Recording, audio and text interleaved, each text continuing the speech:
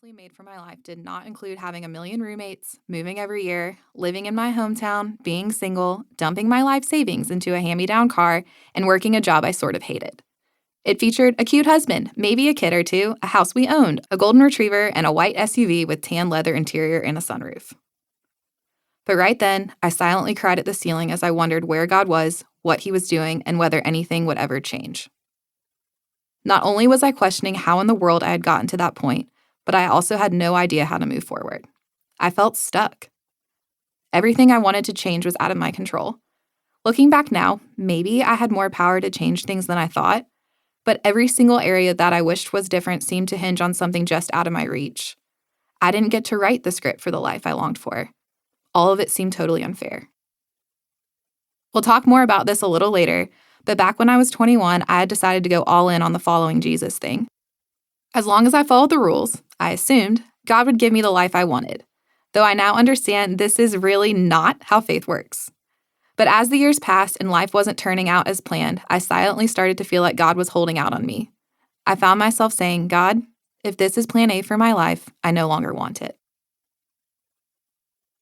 Am I missing something?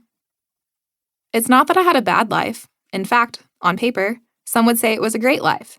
I had checked a lot of those adulting boxes. I had good friends, was young and healthy, and got to travel to cool places for work. I somehow even managed to afford to live by the beach.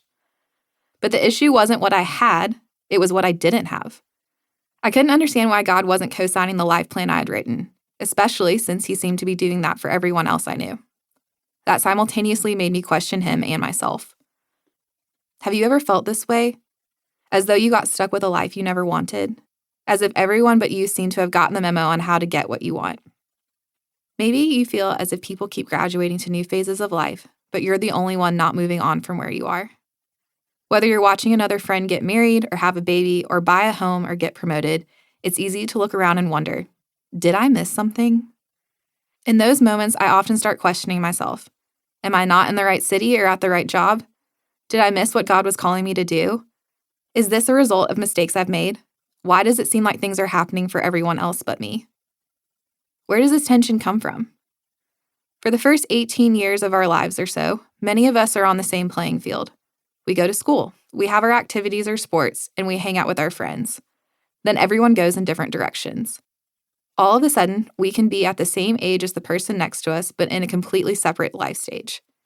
Your peer may be married with 3 kids in the suburbs, while the other is living in the city and climbing the corporate ladder. And then there are people like me, wondering what on earth a 401k is and swiping through apps trying to find a seemingly normal person to go on a date with. For so long, we are taught to work toward mile markers and goals. Go to school, get good grades, study hard, and get summers off. Maybe you go to college or get a job after graduating high school, but then what happens? Depending on where you live and your family of origin, you can experience varying cultural pressures of what your life is supposed to look like. What's expected of you as a 28-year-old living in New York City can be vastly different from someone in Birmingham, Alabama. We also have an ever-present reminder of what's going on in the lives of friends, family, and strangers, the rabbit hole called social media. The internet is a kind of wonderland that shows us something different from reality. It can trick us into believing everyone else's lives are better than ours. Plus, what if we don't know what we want to do with our lives, or who we want to be? It's no wonder we constantly feel behind. If we're not feeling behind, maybe we're feeling like our lives haven't started yet, or worse, maybe we're worried life has already passed us by. It's possible to build a life you love. Though it's been years since I cried and stared at that particular popcorn ceiling, I'll confess something to you. My life still doesn't look anything like I thought it would at this point. Many days, I'm disappointed by my reality because my circumstances haven't yet been tied up in a pretty bow. Maybe you have similar circumstances you wish were different. Or maybe a gap exists between where you are and where you want to be, but you just aren't sure what you can do about it. If this is true for you, I want to invite you to go there with me because I think we may both come out the other side a little better than we started.